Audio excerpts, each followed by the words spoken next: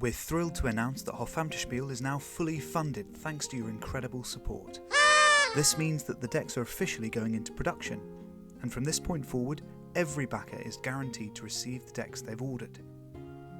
We've also hit our first stretch goal of 100 backers, which unlocks a digital compendium of the research that went into the characters, clothing and equipment featured in the cards of the deck. Whether you backed us for the art, the history or the game itself, we hope that this will help everyone appreciate these incredible cards. And let's keep the momentum going and see how far we can take it. For now, here's a brief overview of some of the cards from the deck. The cards with titles each have their names written in medieval German. Each card also has an associated Roman numeral from 1 to 10. This numeric value helps us understand the importance of the character within the hierarchy of the royal court. The first cards we're going to take a look at are the Narr and Nerin cards. These are one of the few roles represented across all 4 suits. Though they look like jesters, the word jester only began to be used in the mid to late 15th century. A more direct translation for the Narr and Nerin would be the word fool, buffoon or balatro. Fools were by no means village idiots. They were travelling entertainers, performing for the public in town squares and along roads they travelled. The most skilled fools would be hired by courts for their talents.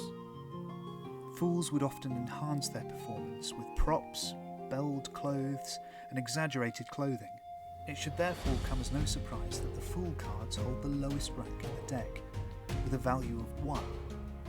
Despite their low rank, fools could also serve a more nuanced role, delivering bad or difficult news, or providing a new perspective to court matters. The Arzt is the court physician or doctor, and is represented by the 8th card of the Bohemian suit. Their high standing and ranking within the deck is indicative of their skill and responsibility in maintaining the health and well-being of the court, particularly that of royalty. Though medieval medicine pales in comparison to modern standards, court physicians were incredibly skilled for their time. There were huge leaps forward in medical understanding during the medieval period, some of which became the foundation which modern medicine has been built upon. The card depicts a doctor studying a glass vial full of liquid. The vial doesn't contain some refreshing drink, but a sample of urine. Urine samples allowed doctors to conduct uroscopic readings. Medieval urine charts allowed doctors to check the colour, scent, and even the taste of the patient's urine. Urine samples provided a readily available way for doctors to check the internal workings of a patient without the need for invasive surgery.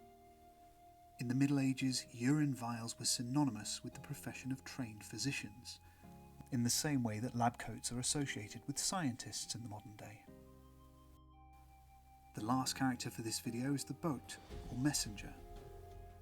The messenger is depicted by card 2 in the Holy Roman Empire suit.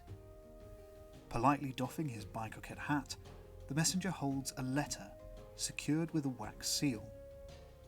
And upon receiving a letter with the seal still intact, you could be assured that the message had not been tampered with or seen by anyone else. Messengers would have been used by kings, bishops, merchants and peasants alike, and would be expected to cross difficult terrain or dangerous areas. Though messengers were used by all sorts of people, a royal messenger had diplomatic immunity, meaning they could not be arrested or interfered with while conducting their business. So make like a messenger, get the word out there. The more backers we have, the better this project is going to be for everyone. And again, if you have any ideas for further stretch goals or comments you'd like to share with us, please feel free to get in touch. Thanks very much, and until next time.